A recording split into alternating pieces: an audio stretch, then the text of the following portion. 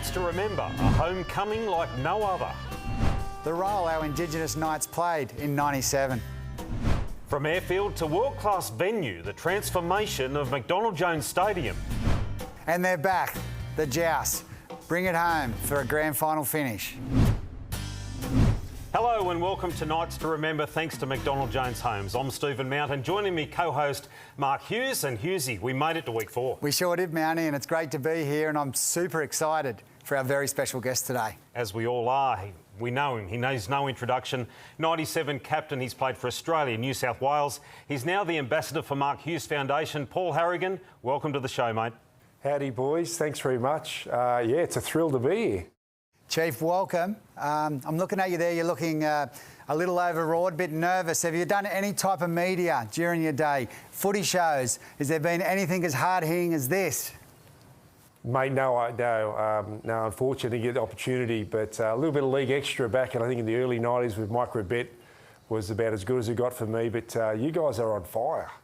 Well, before you two get going, the 97 grand final win, it's a well-told story, but today we're going to focus on when you arrived back in Newcastle. Let's take a look. Well, I've never had the privilege of experiencing anything like this at all. There must be 20 to 25,000 people here at the Newcastle Workers Club welcoming their heroes back, and what a welcome they got.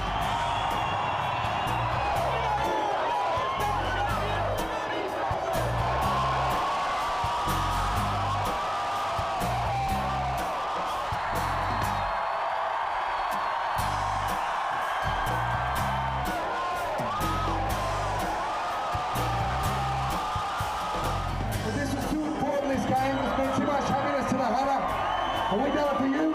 Thanks very much. And we love you.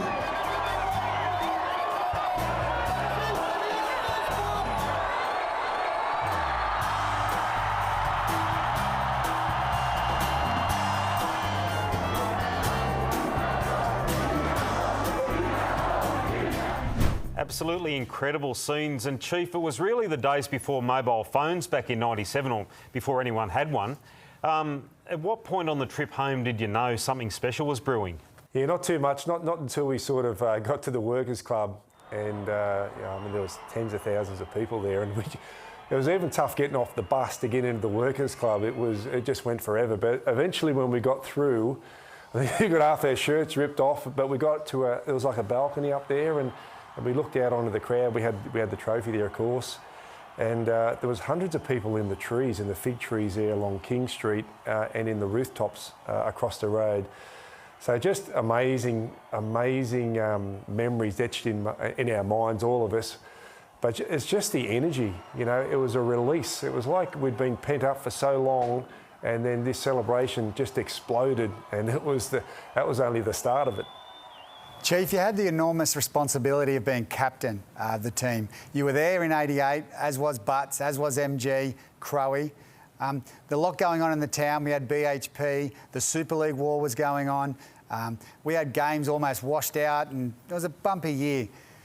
The town was looking for something. Did you realise before the game the impact that was going to have on this community? Yeah, I think we did. Yeah, we did. And that's the sole thing, I think, that took us to the next level. It was a tumultuous year. It really was. It was a hard year. On the field with the Super League, having 2 teams in the town, everyone confused, everyone fighting amongst each other. Yeah, it was our bicentenary, celebration that year, but it didn't get celebrated too much because when BHP said what they said and all the other things that were happening. So yeah, towards the back end, out of the blue, we're in the semi-final series. People started to switch and turn a little bit, and yeah, by the time we got to the grand final, it just activated everyone, and they were ready to explode. So for us, it was like this: is that Manly beat us 11 times in a row. They had an incredible team. If we keep doing the same things we're doing, we get the same outcome. So we realised that we had the opportunity to play on the biggest stage there is. And win the game, that's fair enough. But everyone was pretty low at home, and you could feel that they wanted to get picked up. So that became our reason. And when your reason's really strong, and it's not just yourself, it's bigger than yourself. That's when the magic happens, and you can do some special stuff. So I think we really tapped into that. And as we left the ground to go down. I think it was the Saturday before the Sunday game, Hughesy, you remember. The energy was incredible, and there's a few blokes shed a tear or two, and I think we all knew to a man that this is not a footy game anymore. This is way beyond that, and we took it as such. Well, the whole town was on board with you, mate. And turning into King Street, Chiefy, when you saw thousands of people on that Sunday night, can you put us in the picture what was going through the players' minds? Well, you know, we just come home. It probably took us longer than normal to get home because people followed us all the way down the highway, and we've been talking and debriefing. So we're probably in our own little cocoon by the time we get to King Street that night, whether it be 12 o'clock, 1 o'clock.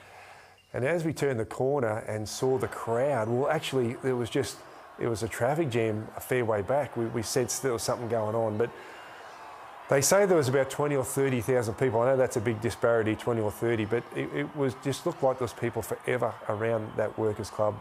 As I said, up the trees everywhere. It was incredible, a great shock, and we couldn't get out of the bus for a while. Well, the scary part is that was really just part one of celebrations. Now, as we go to the break, we'll take a look at what happened in the Civic Park later that week. Well, welcome back to the Newcastle Knights ticket tape parade here in the city of Newcastle. We believe the players have now left Hunter Street, heading down towards King Street. And over there in Hunter Street, in front of the Australia Post building, Ray Deneen, there are the marching koalas, Ray. Yes, thank you, Mike. They're just starting to go past us now in Bolton Street, and the parade is underway. And all the excitement that's been building up is all about to happen. For the last half an hour or so, people have been streaming down Bolton Street to join the crowd down here in Hunter Street. As the Lord Mayor said, he didn't have time to gazette a full public holiday, but I think most of the offices in town are shut anyway. Well, don't let them get out of the cars. We could be here all afternoon. I think we'll be anyway, Mike. How does it feel? Yeah, mate. Love it. Unbelievable, Ray. Absolutely incredible, isn't it? Congratulations, good on you. Mate, town deserves it. A couple of years ago, he scored 2 tries at the #1 sports ground for Curry to win a grand final. He came into first grade in a crisis, and he held on to his place. Mark Hughes!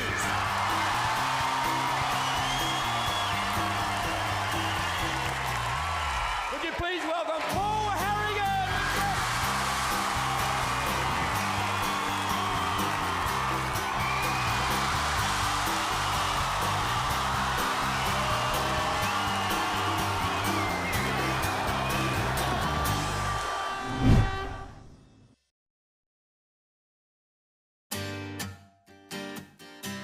It's born and bred in the Coalfield.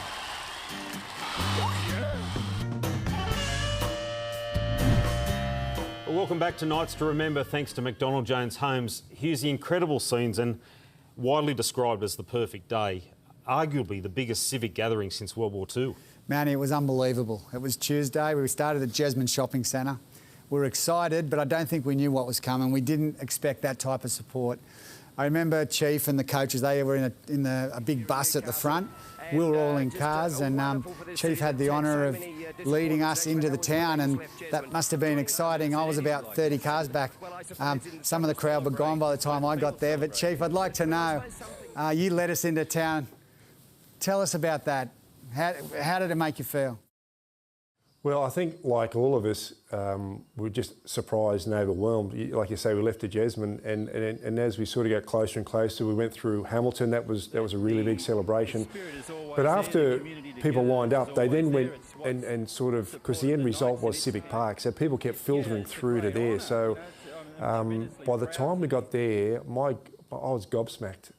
There must have been 100,000 people there, and it was explosive atmosphere. It's like, of course, it was such a tough year. Everyone just let it go, and it was an amazing thing to be part of. And you know, the few times there, we sort of lifted that trophy up in the air on top of the town hall, and the crowd going up. It was just incredible. And I'll tell you, as far as you could see, you could just see heads. There was nothing else. It was just incredible. And I heard you mention before about celebrations for World War II, and an elderly gentleman came up to me later that night and said the similar thing. He said, I remember those days when we celebrated the ending of that, and this was very similar. So it had a huge impact on the town, a positive one, and I'll never forget it. I mean, some of those scenes, etched in your memory forever. It was great to be part of it. As players, did you get a chance to take it all in at the time? Well, I think we've done our best, Manny. We give it a good crack. I mean, we really tried to absorb it, and I think we knew it was a special grand final to start with. We were never in front or won the game the last 6 seconds, and Joey being out all week with his lung, everything was a bit unusual in the year that we had, but no one really expected those celebrations to go that big. But I think we did make the most of it. I think we give it a good nudge. We celebrated hard with the whole of everyone we could, and as a town, that's something that we all share. It's just one of those times that you knew where you were when the grand final was being played, and particularly on that Tuesday and a few other days when we had the celebrations. I think we sucked in. What do you reckon, Yuzi? I think we give it a good nudge. We gave it a good go, Chief. We gave it a real go, and the town burst into party. They did, no doubt about it. And I remember after the parade, we had this awesome concert, and the Screaming Jets were playing, and the music, it was amazing. We were feeling good. Matty and Joey were crowd surfing. Chief, you didn't think of crowd surfing? Yep. No, mate, I just didn't go into my head at that point in time. But when Joey had a go, I think Matty got dropped. That ruled me out. But no, there was lots of scenes like that we won't see again. Great times. Yeah, sure. Well, Chief, you showed great leadership on the field. I understand my mate here from Curry beside me showed some leadership with you off it a few days later. Oh, is he talking about the? Is he talking about the time maybe in a pub late at night towards the back end of that week? It's true. Yeah, I'm not a great stayer when it comes to that stuff on the drink, but I did go pretty good towards the back end of the week, and it was only me and the kid from Curry left, Hughesy, and I kind of fell asleep on the wall, which blocked the toilet, and there's a few people going, listen, it's great that you guys won the grand final, but we need to go to the toilet. So to stop any trouble, the kid from Curry apparently picked me up on his shoulder, and he's got snake hips, the big fella. He's not built like, he's not terrifically built. And he got a rousing, apparently I stood up and clapped on the way out. So that's kind of typical of the kid, and the times that we're in, everyone was pretty happy. Well, a question for both of you before we wrap it up. Obviously, you did so much for the city with what you did on that day, but that turnout from the city to you, what did it do for you as men and players? What the town did for us made it so special. It was a grand final win, and sure, we won in the last minute, which was amazing. But it's what the town did for us that made it so extra special, and I truly believe that, and I'm sure Chief would agree. Yeah, we probably can't articulate it. Some things when they're really special, you try and say them or put out in words and they don't work. But let me just say this, we don't win it, right? If we don't tap in to what the town gave us before we left to go to that game, we don't win. We went to another place. We went to this pretty ideal performance state out there, and we got through to another level we haven't really been before because of we were doing it for everyone back home. So that's how special it was. So to come together and celebrate together and share it, incredible. It was great. Chief, we appreciate you coming on the show. Thanks so much for your time. Great to see you, boys. Take care. Thanks, Chief. Well, just before you go, it's been described as the perfect day. Well, many would say you did the perfect speech. Let's take a look at that. It really is a lifetime experience, what it's been like today. There'll be kids, there's thousands of kids here that'll never, ever forget this. And I'm just very happy, and on behalf of the boys, to be able to share that with all of you. And it's something that we can always remember. But guess what? We won the grand final.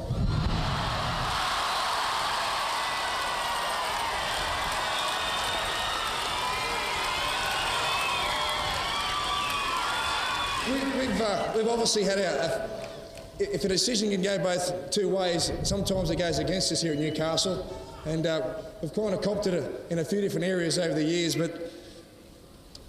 but today, it's the 200th anniversary of Newcastle. It's a Knights' 10th anniversary. It's a perfect day. We've won the grand final. I think we've been paid back. Thank you very much. I'd like to thank you for coming today. I'd like to thank everyone who organised today, and I'd like to thank all the boys and our supporters. Thank you.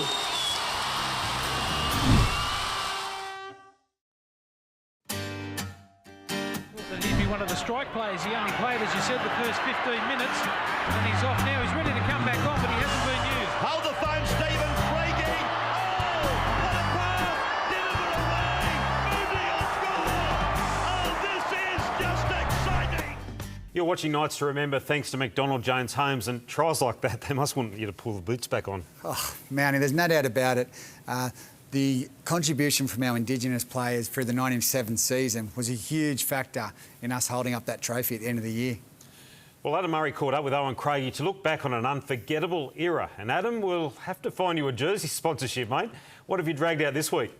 Well, Mountie, I've gone with the Knights 2011 look this week compared to the Henny Penny last time, so just going to change things up a little bit. But back to what you guys were talking about earlier, the Indigenous players in the 97 squad were simply electric, and one of those stars was Owen Craigie. I caught up with him this week. The boys that have been here since '88 and come in the early '90s always had a dream of winning the first comp, you know, and coming into the club, they really drilled it into our heads, you know, that we're here for one purpose only, is to win the comp, you know, and score tries and make breaks and entertain, you know, and that's what we've done. At 19, Craigie was a key part of the Knights' success. His combination with fellow Indigenous teammates left fans speechless. Craigie will score the try. When Adam McDermott got injured, you know, or playing rep, you know, Jace Moody would be on my wing, you know, and then Brett Grogan would be the right centre. Then we had Robbie O'Davis out the back. Then we had Leo Denver in 7, you know. So we had the Koori Black line, you know. Before there was a Koori Black line at the Rabbitohs, we were the Koori team, you know. But it was his try to send Newcastle into the grand final that he will cherish forever. Chief just knew Leo was there, and then Leo just knew that I was there, you know. And when I got the ball, I had that much adrenaline. I could have, you know, I mean, like I just went to my head. I remember playing in the rain in Tinga. I remember going up to Tinga, being the first kid to ball boy and Sam boy. I remember playing with my brothers and sisters in the backyard. I remember when I used to go playing footy at the school and down there, I thought, this is it. This is every kid's dream. 19-year-old that knows his team is through to the grand final. Owen Craigie. Well, Mountie, before I hand it back to you, Hughesy, I've just got one question for you. What was it like playing with the guys like Craigie and Grogan and Denver? It was sensational. You knew you had X factor. You knew you could score points. They were great teammates, you know. They were just. It was great looking in that line and knowing you had those types of players who, you know, could play that type of flamboyant footy that, you know, blokes like me probably couldn't. And I loved having them, you know, in our team. Was there any warning when the razzle-dazzle was about to happen? You're a centre. Did you just have to be ready? When did you know? The warning signs usually were when they were putting their boots on before the game, pretty much. You know that you know, whether you were marking up against an Indigenous player or they were on your team, you knew there was going to be some magic in and around it. And they're certainly the type of players that people pay their money to get there and watch. And we've certainly been blessed to have some wonderful players in Knights colours over the years. Great stories, and good story too, Adam. Well, as we go to the break, we're going to take a look back at the transformation of McDonald Jones Stadium over the years. Back soon. From its humble beginnings as an aerodrome to a world-class venue, the transformation from Broadmeadow Airfield to the International Sports Centre was an infrastructure achievement on a grand scale. And Newcastle's sporting centrepiece has seen it all, from the marching koalas and just about every sport played on turf, from baseball to gridiron. It's hosted soccer, rugby union, and of course our flagship footy code and Knights grand final celebrations. Royalty has graced the hallowed turf, Prince Charles and Lady Di thrilling school kids from all corners of the Hunter. And when the earthquake struck, it was there to help piece a city back together.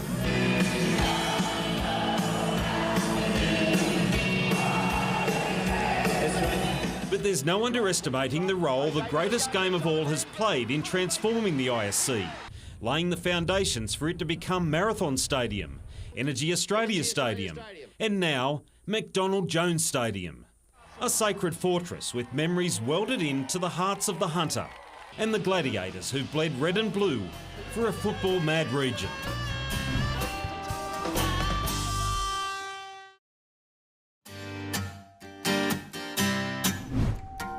Liam, it's time to review a 10-year plan. Oh, yes, please. Let's run through. Let's see what we've achieved. Tick it off. We've got the redevelopment of Marathon. Oh, yep, that's done. West Group buyout. Tick. New head coach. Yep, done that one. Pierce, Ponga, Clemmer. Tick, tick, tick. Logo. Flipped. Obelisk. Much pointier. Centre for Excellence. The what? The gym. Oh, the gym. Yeah, gym. Yeah, it's on its way. It's being shipped in now. Well, that appears to be everything. Yes, it does. We've done a good job, but this is where the real work begins, Nagy. Tell me what you think about that. Thanks, boys, and you can catch the Joust on their weekly podcast. But Hughesy, before we go, a massive week for the Mark Hughes Foundation. Sure is, Mountie. The beanies are selling well, but we've got lots more to sell. So please, if you can buy a beanie, go to Lowe's all across Australia. Selected IGAs, the Mark Hughes Foundation website. It's cold weather, the beanies are nice and warm, so please, if you can, support the Mark Hughes Foundation. Well, that's it for now. Thanks to McDonald Jones Homes. And, of course, you can catch Nights to Remember on our website. Well, as we say goodbye, Julius Merlo, he wasn't just a notorious lawyer. Oh, some more of my not-so-great work, but let's just hope the Knights are cooking up something a little better tomorrow and they have a victory. Great to work with you again. Don't forget the Knights tomorrow. See you next time on Nights to Remember. And it's main time. It's time for the main. My famous casserole. We start with just some basic spud. Okay, we put them into the hot wok. And then we chop some tomato. Be sure to cut in squares. Approximately how many tomatoes, Julius? I usually just go for the one. The one? But on a big day like a grand final day, you can never have enough. In with the tomatoes. Now the carrot. Even cut. Okay. Just one carrot? Now in with the carrot. Hot. Yeah, it's the hot wok. I've got a couple of sausages left over. In they go. A little bit of Devon, bonus. If you don't mind, we add 2 cans of baked beans straight in. There it is.